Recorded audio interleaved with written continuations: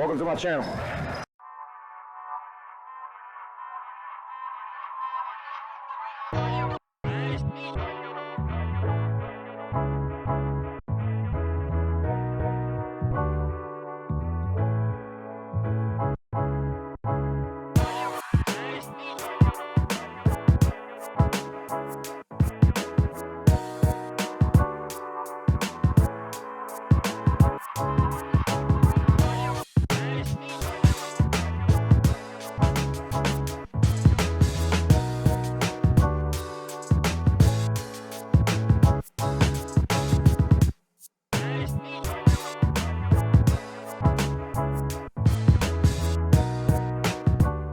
This whole process of high school AAU, mainly we've been talking about the youth side and leading into the high school AAU side. So before I get into my experience at Whitney and what I was there for, let me give you guys a quick rundown disclaimer. Now on my main podcast, if any of you guys catch it, About That Life podcast, please subscribe if you haven't already. But we talk a lot about that process of what AAU eventually is supposed to lead to, which is college scholarship. The start of that process is freshman year of high school. And you have to recruit, you have to really network, you have to be personable. And in my opinion, you have to be very honest and real. I believe a lot of parents and a lot of people deal with me because they respect my honesty. Whether people like me or dislike me, that's always subjective, but I do believe most people can at least say, hey, Chris says what's on his mind and he's going to be honest with you to the best of my ability, right? There's a lot more psychology to what we do than necessarily X's and O's and stuff. Of course, the younger they are, I want to say it's more X's and O's, but the older they are, it's more the psychological component. I've just recently signed a contract with Under Armour, shout out to UA for putting me on the circuit, and I have a 17U team that's pretty much getting geared up to get on the UA circuit. I'm gonna have, that will be in later episodes. We're gonna show you some good stuff there. I have a very strong freshman group that's been with me since 5th, 6th grade. And that's really, if you look back at any of my older stuff, I make it very clear that I'm with teams for the long run. So I have a few kids at Whitney High School, a couple on the UA team. I'm not gonna say who they are yet, because I want you guys to see that journey when it happens. But I can tell you the freshman team, one of my premier freshmen, his name is Eli Willis. He goes to Whitney High School, and I'm checking him out, coming there to check him out and some of my varsity players. And that's kind of the process of how you recruit for high school AAU. You have to be willing to, go watch these guys, build a relationship with these guys. People are trusting you with their babies and their time and their money.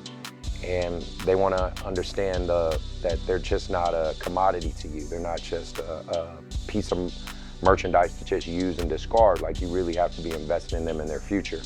And luckily with YBA and with this Under Armour contract, I'm now able to put them on a stage and a platform that can showcase who they are.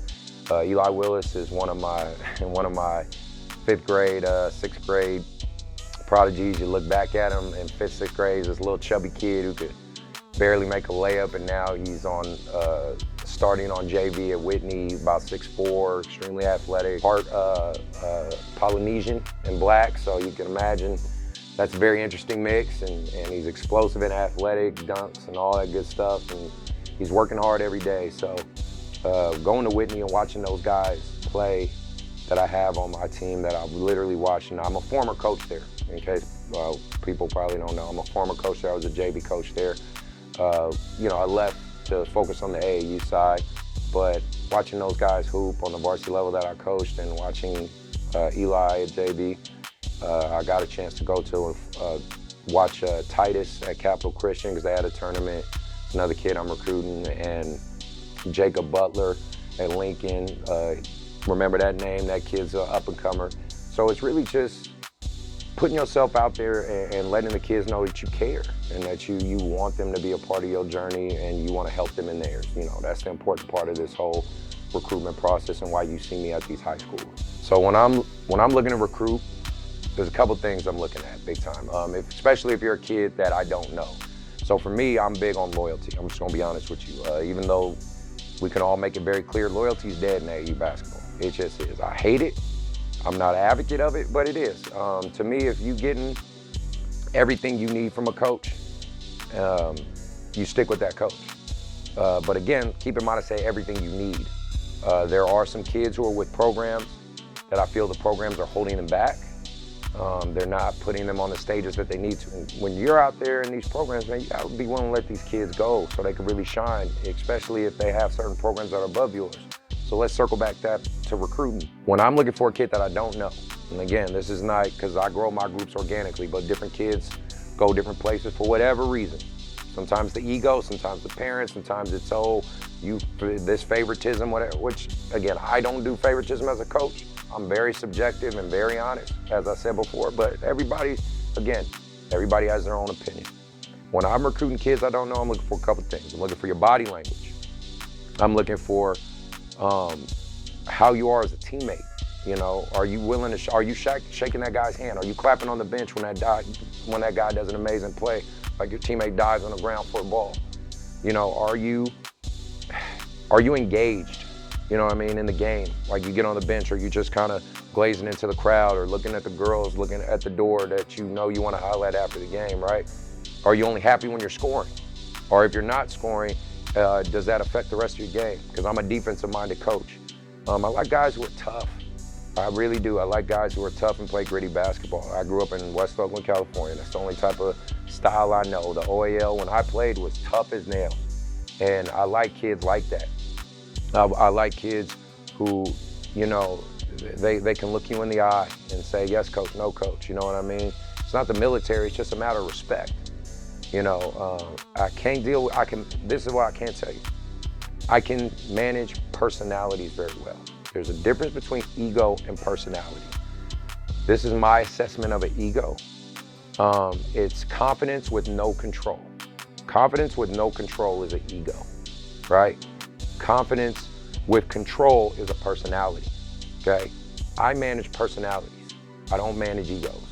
If you can't recognize your weaknesses, if you can't recognize that there's things that this man that's been in the game and knows the game can help me transcend my basketball, I can't buy into what he's doing, then I'm not for you.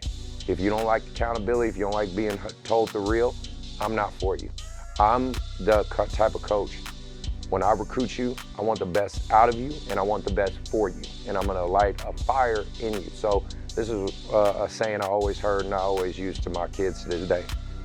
A trainer, right? A trainer lights a fire under you, right? They light that fire under you to get you going, get you, you know, doing these drills, doing these reps. A coach brings the fire out of you. That's his job. It's my job to bring that fire out of you.